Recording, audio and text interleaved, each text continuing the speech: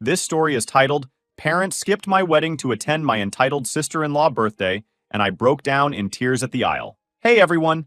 We spend so much time finding you the best content. If you're enjoying these stories and want to support the channel, don't forget to hit that subscribe button. It really helps our channel. Now let's start the video. OP starts by saying, this story is titled, Parents Skipped My Wedding to Attend My Entitled Sister-in-Law Birthday, I Broke Down in Tears at the Aisle. Hey everyone! If you're enjoying these stories and want to support the channel, don't forget to hit that subscribe button. It really helps our channel. Now let's start the video. OP starts by saying, hey Reddit, I never thought I'd be the type of person to share my personal life on here, but I'm at a breaking point and I need to get this off my chest. I'm 22 female, and I recently got married to the most wonderful man, Ben 26 male. But what should have been the happiest day of my life turned into something I'll never forget for all the wrong reasons. Before I dive into the wedding, let me start with some context about my family and why my relationship with my parents has always been complicated. My parents have always been a little too obsessed with my sister-in-law, Lauren. She's 29 and married to my older brother, Adam. She came into our family about 5 years ago. And honestly, at first, I thought she was great. Lauren has one of those personalities that just draws people in. She's confident, outgoing, and has this way of making everything about her. At family gatherings, she's always the loudest in the room, and somehow every conversation seems to circle back to her life. My parents absolutely adore her. I don't mean they like her. They treat her like she's the greatest thing to ever happen to our family. Meanwhile, I've always been the quieter, more independent one.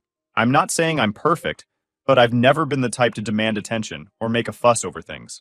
My parents always told me they appreciated how self-sufficient I was, but over time I realized that was just code for, we're going to ignore you because you don't complain. Lauren, on the other hand, is the opposite of me. She loves the spotlight and has no problem asking for and getting everything she wants. And my parents? They give it to her. Every single time. They saw her as the angel of the house. For example, a couple of years ago, I was saving up to buy my first car. I worked 2 part-time jobs while going to college full-time and was super proud of myself for scraping together enough for a used car. I told my parents about it, thinking they'd be happy for me, but all they said was, that's great, sweetie. Did you hear Lauren is looking at brand new SUVs? When Lauren got her fancy new car, with some financial help from my parents, of course, they acted like she just won a gold medal. It's been like this for years.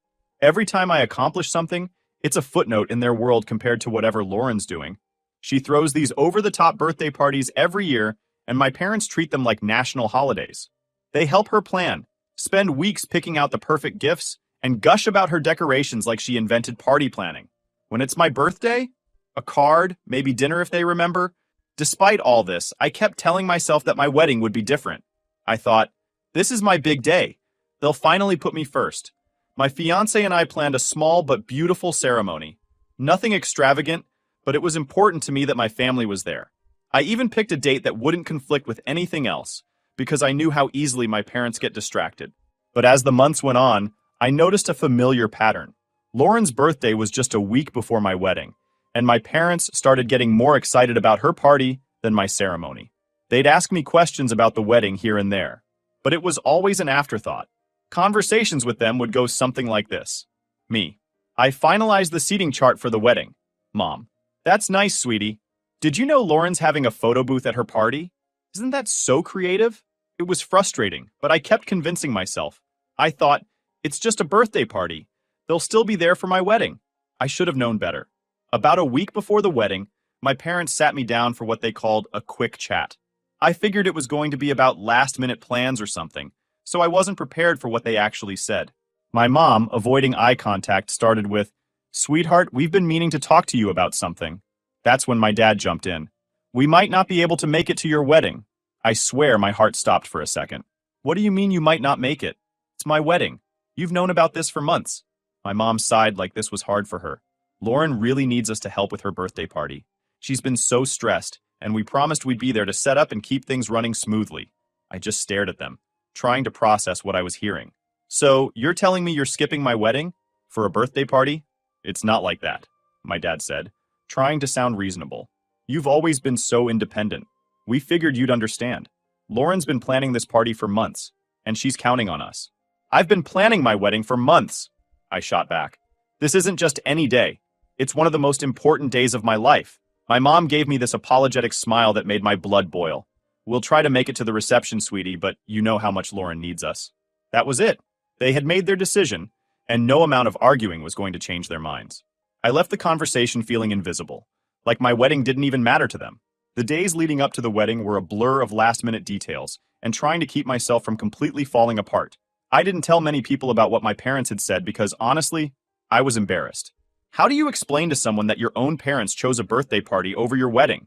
I kept hoping they'd change their minds. Maybe they'd realize how ridiculous they were being and show up at the last minute. I told myself, they're my parents. They'll come. However, they didn't. The days leading up to my wedding were supposed to be filled with excitement and anticipation. Instead, I spent most of that week in a fog of frustration and disappointment. I kept replaying the conversation with my parents in my head, hoping I'd somehow misunderstood them or that they'd come to their senses. But every time I thought about it, their words were clear. Lauren's party comes first. I tried to focus on the positives. My fiancé, now husband, Ben, was incredible throughout the whole ordeal. He kept reminding me that this day was about us, and that we should focus on celebrating our love, not my parents' absence. My friends were also amazing, helping with last-minute preparations and trying to keep my spirits up. But deep down, I couldn't shake the hurt. The worst part was that my parents didn't even seem conflicted about their decision. I would have understood if they had struggled with it or shown any sign of guilt, but they acted like it was no big deal. My mom texted me the day before the wedding, casually asking if I'd need help with anything at the reception, in case we can swing by after Lauren's party. Swing by? Like my wedding was a casual dinner they might drop in on if they had time? Didn't even respond. Then there was Lauren. She was, of course, thrilled about her birthday party. She hosted these over-the-top events every year, but this one seemed especially elaborate. There were custom decorations, a live band, and even a food truck she'd rented. My parents were fully involved, helping her with setup and talking about it like it was the event of the year. She didn't say anything directly to me about my wedding, which was worse in some ways. It was like she didn't even care enough to acknowledge that her party was causing problems. The night before the wedding, I had a small rehearsal dinner with Ben and some close friends and family. My parents weren't there, of course. They were busy helping Lauren decorate. I tried not to let it get to me, but seeing other couples with their parents, laughing and sharing stories, was like a punch to the gut. Ben's parents were incredibly sweet and made an effort to include me, but it wasn't the same. I wanted my mom and dad to be there, to share in this moment with me, but they weren't, and I started to wonder if they ever really would be. The morning of the wedding, I woke up early, hoping to feel some of that bridal excitement everyone talks about. Instead, I felt a knot in my stomach. I checked my phone, half expecting to see a message from my parents saying they'd changed their minds and were on their way. But there was nothing. Not a single text or call. Just silence. When I got to the venue, my bridesmaids did their best to keep me distracted while we got ready. I tried to focus on the little things, my hair, my dress, the flowers, but it was hard not to notice the empty chairs at the front of the ceremony space where my parents were supposed to sit. I kept telling myself, this is your day. Don't let them ruin it. But the hurt was always there, just under the surface. As guests started arriving, I kept glancing toward the entrance, hoping to see my parents walk through the door. I imagined my mom, dressed to the nines, smiling as she came to give me a hug, and my dad, teasing me about not tripping down the aisle. But it never happened. Instead, I saw photos on social media of them at Lauren's party. My mom was grinning in a picture next to some balloon arch, and my dad looked like he was having the time of his life holding a cupcake with Lauren's face on it. I felt like someone had stabbed me in my heart. The ceremony itself was beautiful, or at least that's what everyone told me.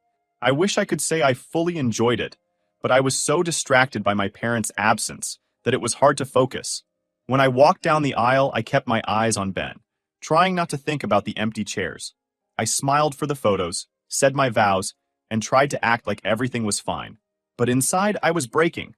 When we reached the reception, I decided to check my phone again, hoping for some sort of message from my parents.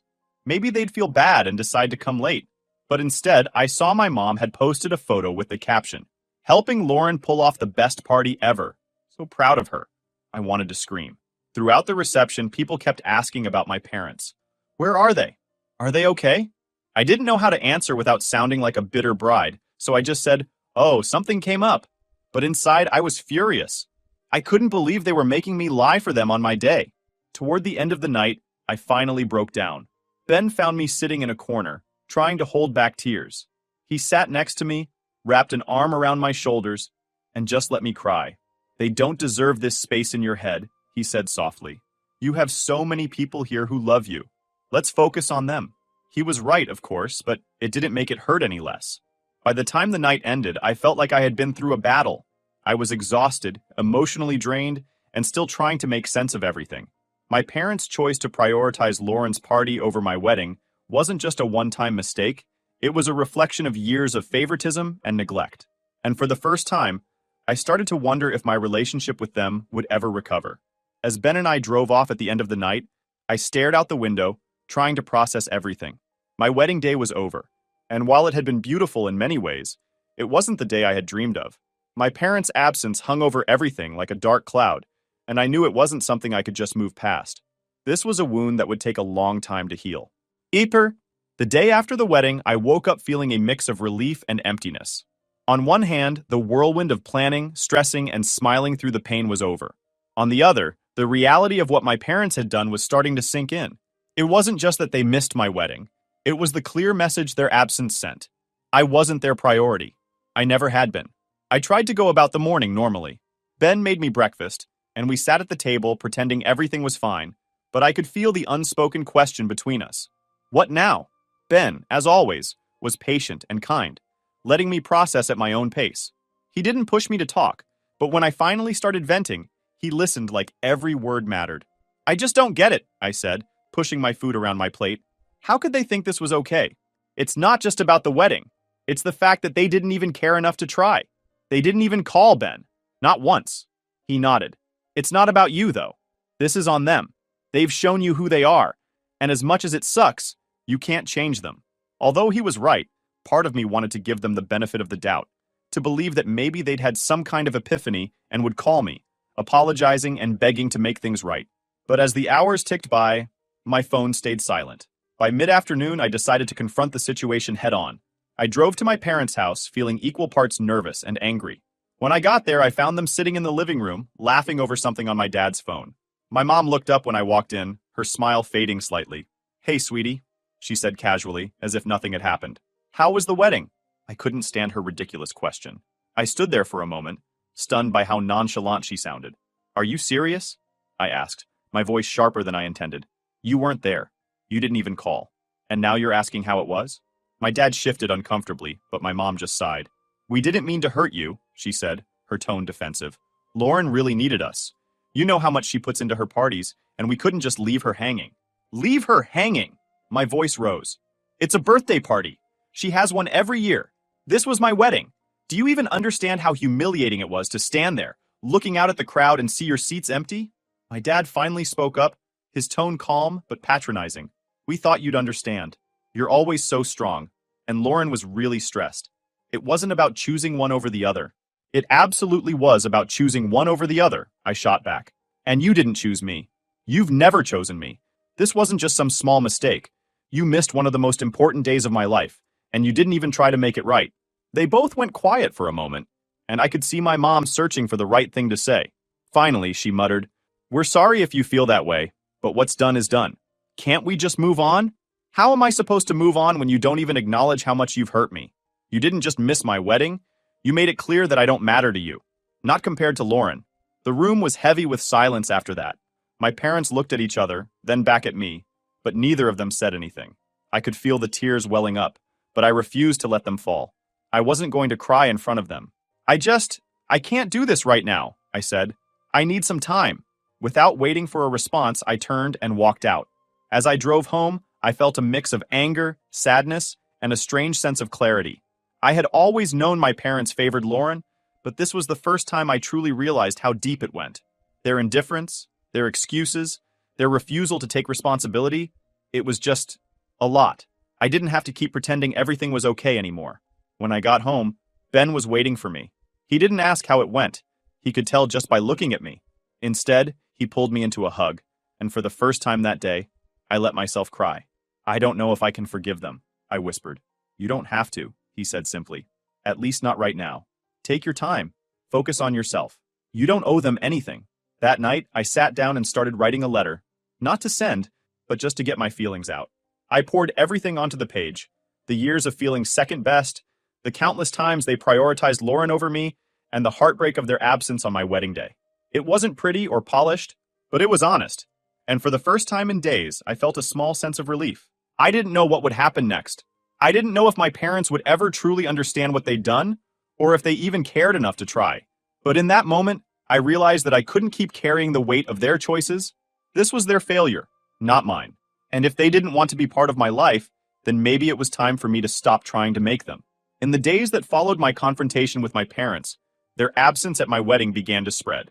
At first, I thought I could keep it quiet, just something I deal with privately. But word travels fast in my family, especially when it's something like this. By the end of the week, almost everyone in my extended family seemed to know what happened, and the reactions were intense. It started with my aunt, my dad's sister. She's always been outspoken and doesn't shy away from calling people out when she thinks they've done something wrong. She called me one evening, and after a few pleasantries, she went straight to the point. I heard your parents skipped your wedding for Lauren's birthday party. Please tell me that's not true. Hearing someone else say it out loud made me feel raw all over again. It's true, I admitted quietly. They said Lauren needed them, and they thought I'd understand. My aunt let out a long sigh. That's disgusting, she said bluntly. I'm so sorry, sweetie. You deserved better than that. She didn't stop there. By the next day, she'd shared her feelings in the family group chat, a place usually reserved for sharing baby photos and planning holiday gatherings. She wrote something like, I can't believe Adam and Lauren's birthday party was more important than my name's wedding. This family needs to get its priorities straight. It didn't take long for the chat to explode. My cousins chimed in, some shocked, others angry on my behalf. My grandparents, who hadn't been able to travel to the wedding due to health reasons, were particularly upset. My grandmother called me in tears, apologizing for not being there to support me. If I could have made it, I would have been there front and center, she said. I don't know what your parents were thinking. It breaks my heart. Her words brought me to tears, but they also made me realize how much support I did have from other parts of my family. For so long, I'd focused on the people who didn't show up for me, mainly my parents, that I hadn't fully appreciated the people who did. My grandparents, my aunt, my cousins. They all cared deeply about what had happened and wanted to make sure I knew I wasn't alone. Of course, not everyone was supportive. My mom, who apparently wasn't thrilled about being called out in the group chat, texted me with a long message about how I'd blown things out of proportion and how it wasn't fair to drag the family into this. She wrote, We've apologized, and we don't deserve to be vilified for making one mistake. I stared at the message for a long time before responding. Finally, I wrote, I didn't drag anyone into this. People are upset because they see how hurt I am. That's on you, not me. She didn't reply. And then there was Lauren. She texted me too, her message dripping with fake innocence. I'm so sorry if my party caused any issues with your wedding. I didn't realize there was a conflict. I hope we can move past this and keep the family close. Reading her message made my blood boil. Lauren always knows everything that's going on in the family. She thrives on being in the center of things, so there's no way she didn't know my wedding date. Like Common, not to that extent Karen. Even if she didn't outright tell my parents to prioritize her party, she created an environment where they felt like they had to. I didn't respond. I couldn't muster the energy to pretend everything was fine with her anymore. Meanwhile, my brother Adam stayed noticeably silent through all of this. He hadn't said a word about the situation, and I wasn't sure if it was because he was embarrassed, conflicted, or just didn't want to get involved. Part of me wanted to reach out to him, to ask if he even realized how much damage Lauren's constant attention-seeking had caused. But I held back. If he cared, he'd say something. The whole situation was exhausting. Every time I thought I was done feeling hurt, another message or phone call would bring it all back. My wedding day was supposed to be about celebrating love and starting a new chapter in my life, but instead, it had become a battleground for family drama. And the worst part was, I didn't even start it. Amid all the chaos, Ben was my rock. He reminded me to focus on the positives, the friends who came to the wedding, the family members who were standing by me, and most importantly, our future together. He even suggested we throw a little post-wedding gathering with the people who had shown up for us. Something lighthearted and fun to shift the focus away from all the negativity. At first, I wasn't sure. The idea of celebrating felt strange when I was still so hurt, but I thought about it and realized he was right. My wedding wasn't ruined. Yes, my parents' absence cast a shadow, but it didn't erase all the love and joy that came from the people who did show up. I needed to stop letting their actions define my experience. So, a week later, we hosted a small backyard party with some of our closest friends and family. My grandparents, despite their health struggles, insisted on coming, and they brought a lovely gift, a framed photo of Ben and me from the wedding, with a note that said, "For the granddaughter we're endlessly proud of." My aunt showed up with a homemade cake, and my cousins joked about how this was the real celebration. It wasn't a grand affair, but it was exactly what I needed. For the first time since the wedding, I felt surrounded by love and support, and it reminded me that while my parents' absence hurt, it didn't define me. I still had so many people in my life who cared about me and wanted to celebrate my happiness. By the end of the evening, as Ben and I sat on the porch watching the sunset, I felt a sense of peace I hadn't felt in weeks. "We're building our own family now," he said, taking my hand. "One that values you the way you deserve to be valued." He was right. For so long, I'd been chasing my parents' approval, trying to prove my worth to people who never truly saw it. But that wasn't my burden to carry anymore. It was time to start focusing on the people who did see me and who celebrated me for who I was. And slowly, I realized I didn't need my parents to complete that picture. And I honestly wasn't expecting what would be their reaction after they heard about the backyard celebration. In the weeks that followed, I found myself constantly thinking about my parents' excuses and how they'd ignored everything. At the same time, I noticed something strange. My parents weren't reaching out. After our confrontation and the fallout in the family group chat, they seemed to go quiet. No texts, no calls, not even a passive-aggressive message from my mom, which was unusual. For a while, I kept checking my phone, expecting them to make some kind of effort to patch things up, but the silence continued. Initially, the lack of contact felt like a slap in the face, another way they were showing me how little I mattered. But over time, I started to see it differently. Their silence wasn't about me, it was about them avoiding accountability.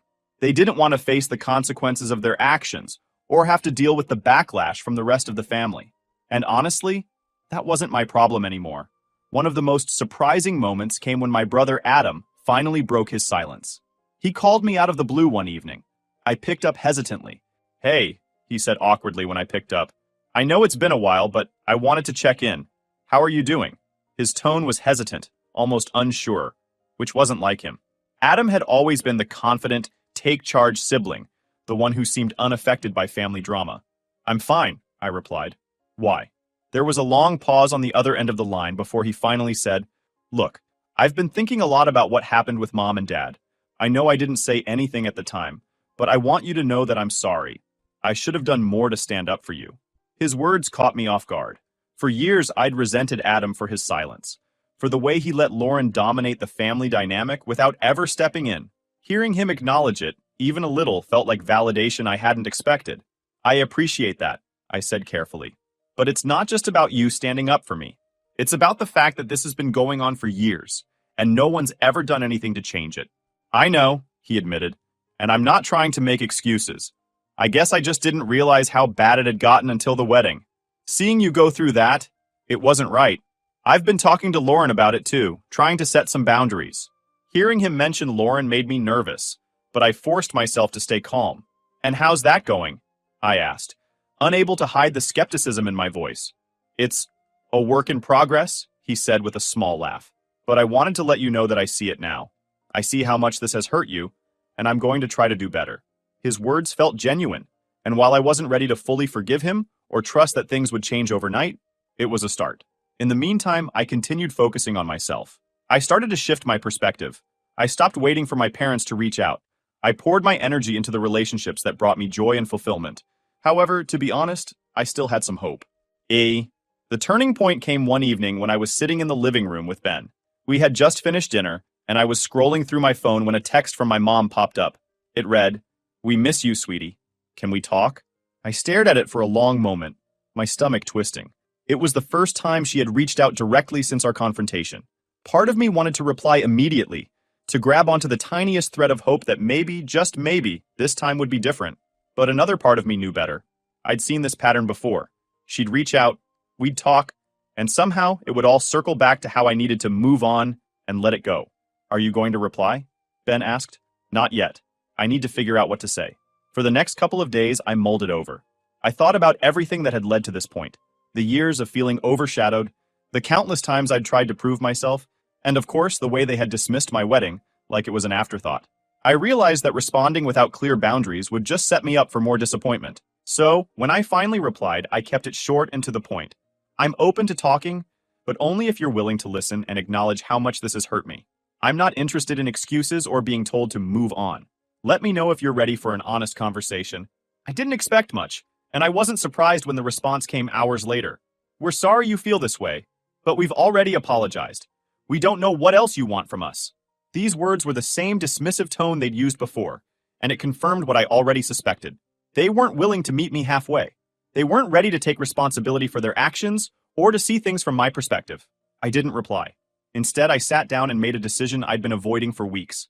I needed to cut ties. It wasn't about punishing them or being dramatic. It was about protecting myself from the constant cycle of disappointment and hurt. I realized that I couldn't keep pouring energy into a relationship that was so one-sided. If they weren't willing to put in the work, then I needed to stop trying to fix something they weren't interested in fixing. That night, I told Ben what I had decided. I think I need to take a step back from them, I said quietly. Not forever, but for now. I can't keep doing this to myself. He nodded, his expression thoughtful. I think that's the right call, he said. You deserve peace, and if they can't give you that, then it's okay to step away. Over the next few weeks, I started to distance myself. I didn't block their numbers or anything drastic. I wasn't trying to burn bridges, but I stopped responding to their messages and ignored their calls. I needed space to breathe, to focus on the parts of my life that brought me joy, instead of constantly worrying about what they thought or expected of me. At first, it was hard. I'd spent so much of my life trying to maintain that connection, even when it hurt, that letting go felt unnatural. But as time went on, I began to feel lighter.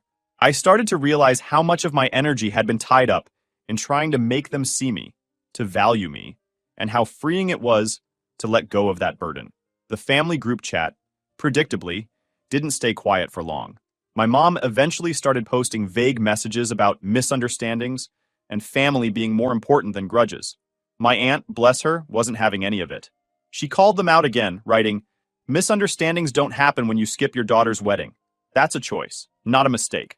I stayed out of it. I didn't want to engage in the drama anymore. I was done explaining myself, done trying to make them see the impact of their actions. If they couldn't figure it out on their own, no amount of arguing was going to change that. As for Lauren, I decided to stop engaging with her altogether. She sent me a message, some overly cheery text about wanting to put everything behind us, but I left it unanswered. I didn't have the energy to deal with her fake innocence anymore. She wasn't my problem, and I wasn't going to make her one. Cutting ties with my parents wasn't easy. There were moments when I second-guessed myself, wondering if I was being too harsh or if I'd regret it later. But every time those thoughts crept in, I reminded myself of one simple truth. I deserved better. Maybe one day my parents will understand what they've done and take real steps to make amends. But until then, I'm done waiting. I'm moving forward, and for the first time, it feels like I'm finally free.